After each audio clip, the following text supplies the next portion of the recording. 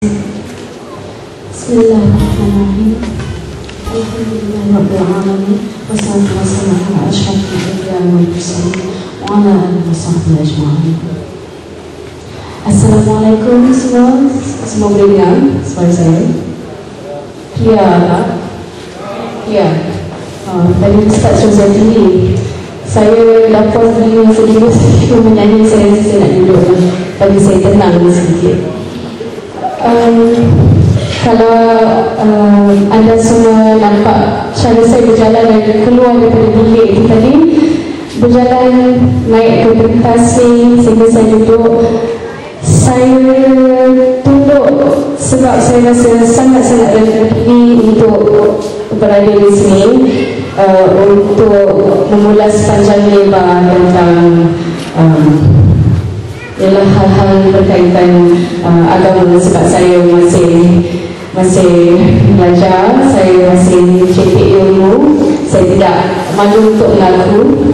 Tapi kalau untuk berkongsi cerita untuk dijadikan sebagai iktibar, insyaAllah berkongsi pengalaman bagaimana saya berada di dalam kehidupan saya yang sebelum ni.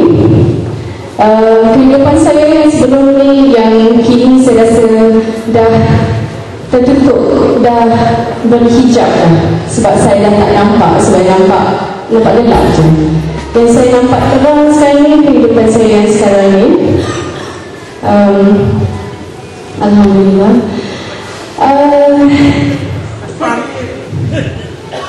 Saya teringat masa dulu saya masuk, saya menyertai satu perbuatan dengan menyanyi Malaysian Idol tahun 2005 kot, 2005. Ketika itu saya seorang saja yang tidak merokok, saya seorang saja yang tidak minum. Tidak minum, bila saya kata tidak minum, semua fahamlah minum apa. Jadi saya di boycott. Saya nak ini bukan, saya tidak cuba, saya tak nak cuba mengaitkan siapa-siapa, tapi ini nak zayakan hakikat bila berada di dalam bidang industri itu kan, bidang hiburan. Tak semua macam tu, tapi pengalaman saya ada yang indah, banyak yang melalaikan sebenarnya. Majoriti banyak yang melalaikan. Jadi nak sama balik cerita tu, saya nak solat. Saya cuba tak nak tinggalkan solat sebab saya menyertai Malaysian Idol. Masa tu pun saya buat istikharah sebab ayah memang menentang keras untuk saya menyertai pertandingan nyanyian itu, sebab dia nak saya bekerja secara profesional. Tetapi entahlah, sebab mesti minat nyanyi itu, masa tu tak fikir apa, tapi minta juga petunjuk pada Allah. Jadi saya bangun, saya selepas solat saya bangun, okeylah, hati saya rasa okey, pergilah audition. Pergi audition, lepas masuk dalam pertandingan itu, tapi saya berjanji lah, saya berjanji dengan diri sendiri, saya cuba menjaga hubungan saya dengan Allah. Jadi satu kejadiannya, saya nak solat tapi dimarah pula, tak boleh solat sebab membuang masa. Kenapa? Sebab bagi mereka, sebab mereka ada time frame yang harus diikuti lah.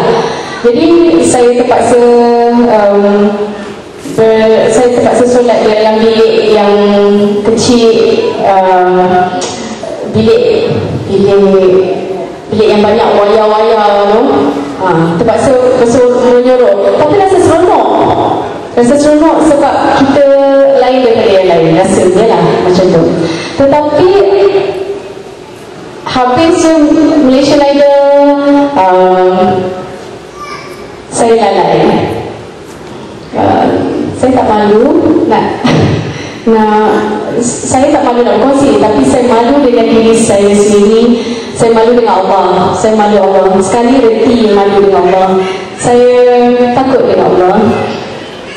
Bila, kalau boleh saya tak nak ingat lagi lah kelalaian saya dalam mengerjakan tanggungjawab saya sebagai seorang orang Islam. Semayang 5 waktu tu memang rongak-rongak lah. Memang tak cukup, kadang-kadang cukup, kadang-kadang tak cukup. Dengan macam mana sekarang ni, bila saya berfikir macam mana saya mengerjakan solat, macam mana saya berpuasa, macam mana saya kononnya saya rasa macam dah cukup dah ni, tapi saya tidak menutup aurat. Saya mendedahkan aurat saya tidak menjaga aurat saya. Memang satu kehidupan yang sangat memalukan. Kalau boleh gambar-gambar di Facebook tu pun, kalau boleh saya delete, saya buang semua gambar-gambar yang tidak menutup aurat tu. Kalau boleh saya buat tu. Saya dah minta tolong sesiapa yang nampak gambar saya, yang ada gambar saya yang tidak menutup aurat tu, minta dibuang. Itu juga dengan video-video di YouTube, minta dibuang, tapi masih ada di situ. Jadi saya delete akaun Facebook saya. Yang di YouTube tu saya tak boleh buat, tapi saya dah ikhtiar. Macam-macam yang cuba saya lakukan sebenarnya untuk saya tidak lalai, sebab saya tidak kuat sebenarnya. Kalau nak ikutkan daripada bulan 12 hari bulan 2 2012 saya mula menutup dari atas ke bawah, sehingga kini saya masih tidak kuat. Saya rasa banyak juga tak cukup. Saya rasa lepas ni je, bila masa je saya boleh, Allah boleh tarik nyawa saya. Saya tahu saya perlu perkasakan akidah saya. Itu apa yang saya tahu. Saya tahu saya harus ada nafsu mutmainah untuk genggam rasa nak bertakwa kepada Allah. Sebab saya rasa saya cuba bekerja keras untuk buat Allah cinta pada saya, Allah pandang saya. Saya dah tak kisah tak cantik pada mata manusia, saya tak kisah. Apa yang saya kisahkan adalah saya nak cantik pada Allah, pada pandangan Allah.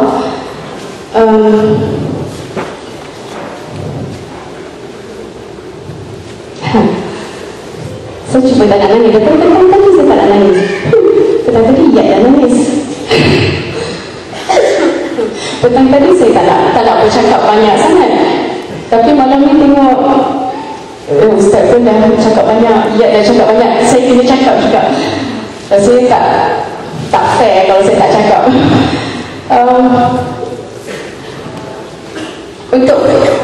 Untuk dijemput berada di sini untuk bercakap pun saya rasa saya belum kukuh lagi.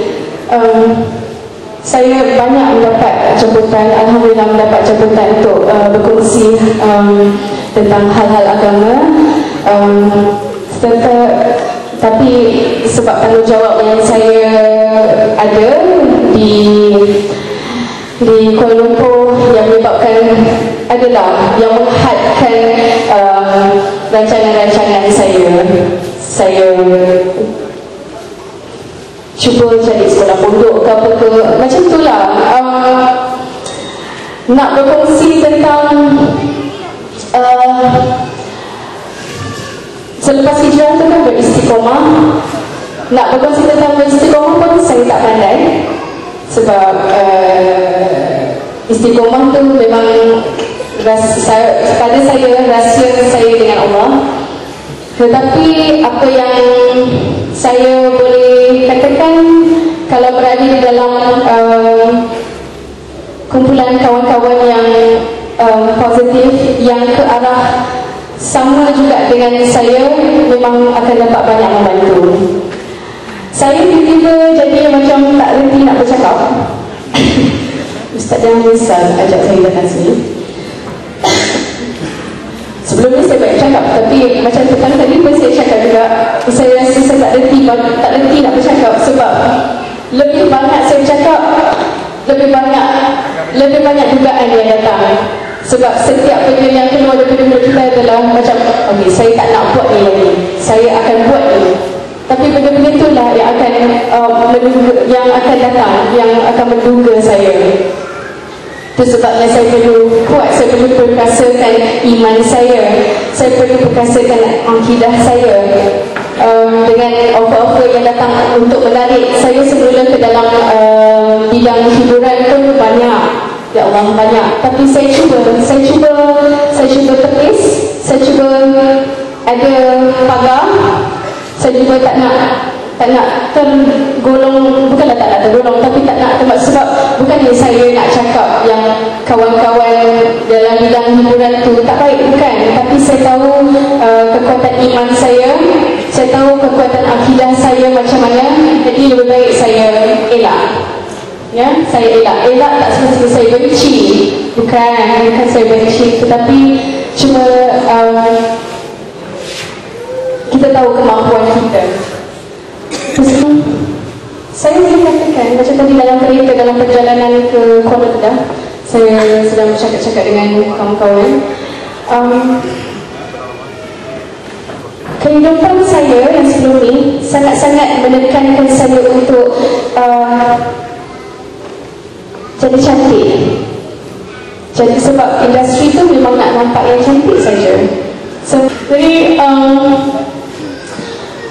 untuk mencapai ketenangan dan kegembiraan hati bila berada di dalam kehidupan yang sebelum ni, kehidupan yang industri hiburan ni, semua memerlukan wang ringgit.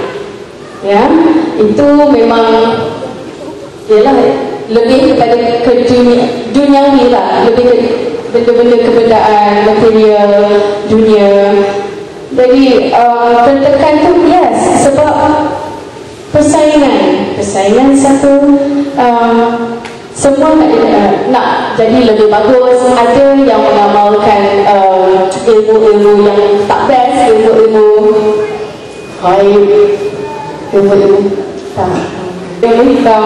sebab dengan kemajuan teknologi sekarang ni, kalau nak buat secara zahir, secara perbuatan tu nampak sangat, jadi gunakan yang halus-halus. Itu satu. Lepas tu semua sifat akan lahirlah sifat-sifat yang Allah benci, cemburu, dengki, hasad, tu semua, ya Allah, memang banyak. Jadi saya memang tak terkejut lah kalau cakap bila berada di dalam bidang industri hiburan tu memang sangat-sangat mencabar.